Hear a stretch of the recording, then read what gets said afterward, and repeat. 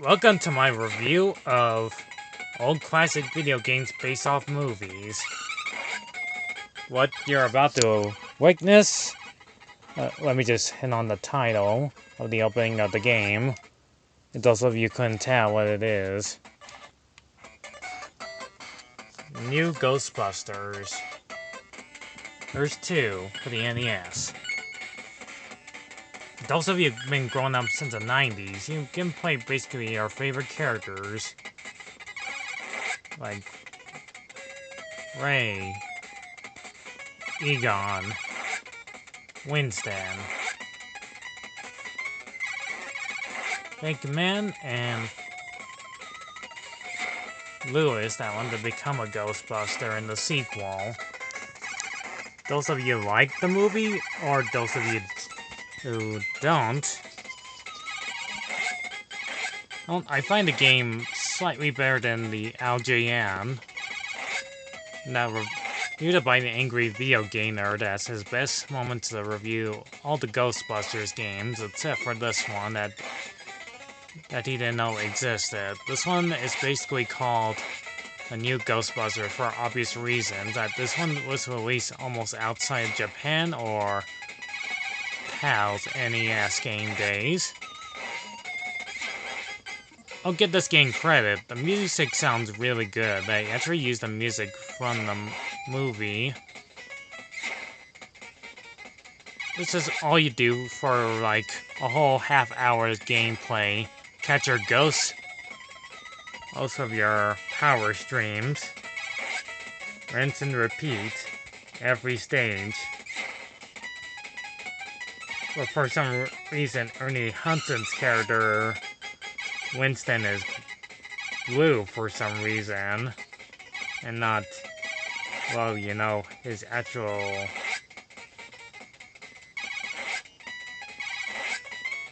character design in the movie.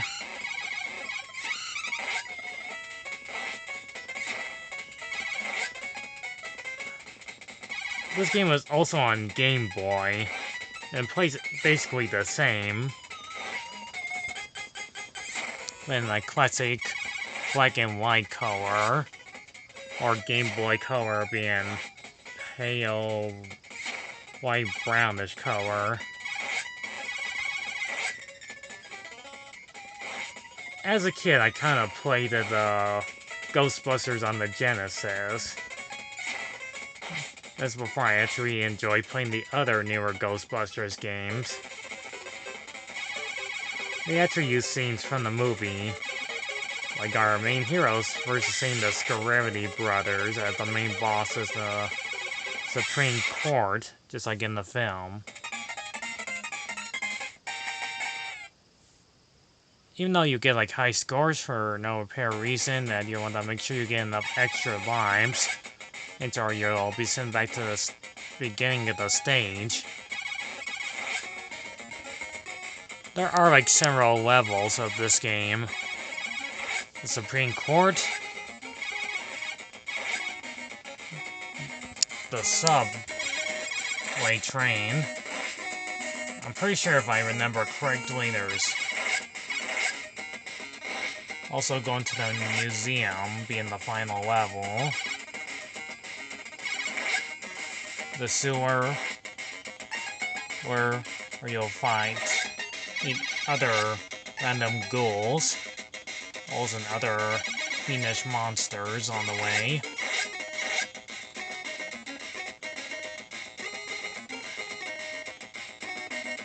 This is not gonna be a long review, but I can talk about how amazingly good this game is. That's slightly better than, well, you know, the original Ghostbusters 2 NES game.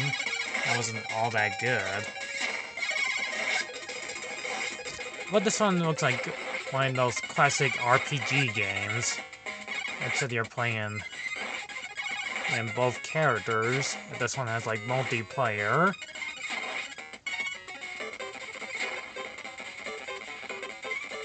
I would say I'm like a huge Ghostbusters fan when I watch the movie over and over again. But luckily, I had to watch it in a different sort of language. Yesterday I had to listen to it in Japanese, which is pretty cool. Anyhow, back to the gameplay. I mean, the graphics on it from old NES game looks pretty darn good. You'll be exploring each room to capture every ghost in every area. You want to make sure you capture them all, one by one. Including like the cool boss battles. Which I'll give the game some credit. You even had to fight Janos. Also, that was also in the movie too.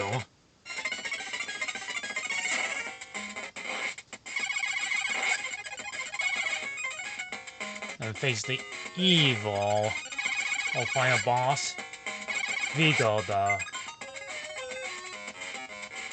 Destructor, Scourge of Compavia,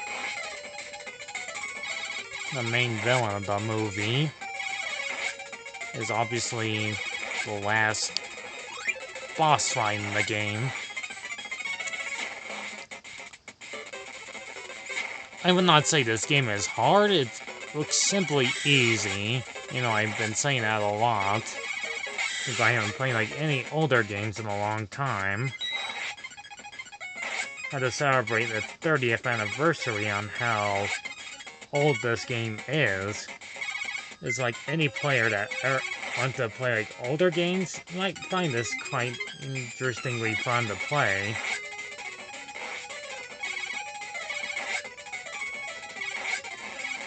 This game can be like almost overpriced it to like nearly $20 or $30. And I like how it shows a random arrow that you have to go left or right or up, down when you capture all the ghosts. There's just not much else for me to say, but it's plain and simple. As long as you have enough life bars.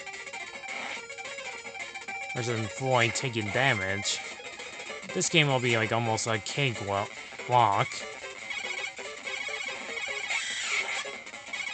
Controlling the Ghostbusters seemed a bit simple and good. This game came out in the early 90s. It's from Europe to be released in 1991. Almost the same age as I am. Not to mention it's the third time I have to talk about another game that actually released in 1990, where the film actually came out in 1989. Which took them like nearly a year later to do like both games that came out exactly the same year.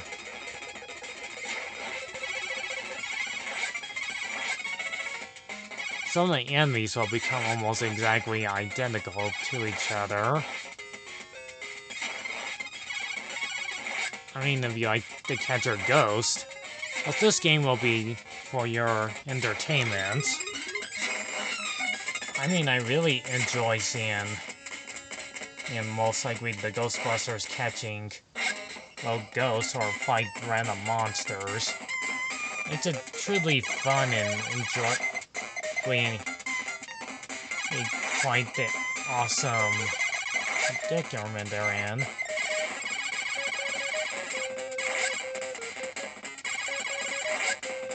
Everything in the background looks beautifully well done and colorful, including that pink oozy slimy stuff, which is actually the river of slime that's based off the movie. Those of you who watched the movie before, the slime can only emotion when people get angry and releases armies of ghosts everywhere, or demons. I find this game remarkably fun, and a bit better than the last other Ghostbusters games we have, or total trash. But you might actually find this one way better than the other ones.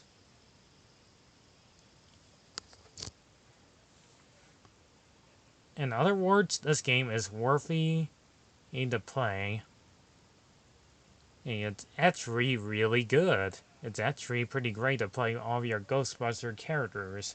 All 5 of them.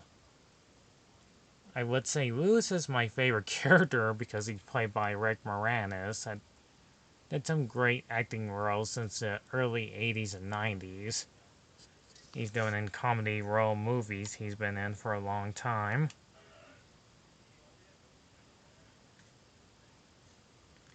I mean, there was a deleted scene where he tried to capture Slimer, but Slimer is a good guy. And here in this game, there's a multiple clones of him, and for some odd reason, they're pink in this one.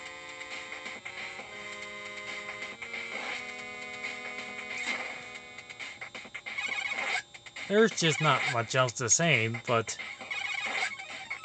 either you like catching ghosts, or you'll begin tired of doing exactly the same thing over and over again. This game is not meant for you. But for me, it's totally worth playing if you like watching a lot of Ghostbusters, including the animated series called The Real Ghostbusters, which for some reason is on the Game Boy and plays almost exactly like this game. Yeah. Believe it or not, there's actually The Real Ghostbusters, and there's like another one that's slightly different to its identical counterpart. So is this game worth it? Yes. It's really worth playing, and to fight Janos that becomes possessed by Vigo in the film. I mean, the main artist guy that wants to capture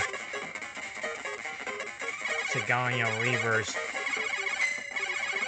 aka Dana Barrett's baby, so Vigo can live again. Oh, I'm sorry, spoiler alert.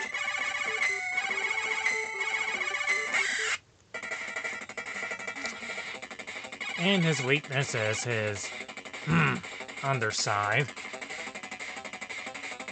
Now I gotta admit, the pixelated too. Vigo looks randomly awesome looking. And so the soundtrack that sounds very cool. So I give the new Ghostbusters 2 a solid 8 out of 10. It's totally worth buying. You'll actually enjoy playing it. You'll really like it more than the original Ghostbusters. There's NES. The first one was a complete failure. And so is the second one. But this new Ghostbusters 2 will keep you entertained for like at least a half hour. You can probably beat this game in less than 40 or 50 minutes. It's a very short game, but you'll have a wonderful time playing it. Maybe once. Thank you for watching. I'll catch you guys when I review another long-forgotten video game that deserves a review. See you in the next video, everyone.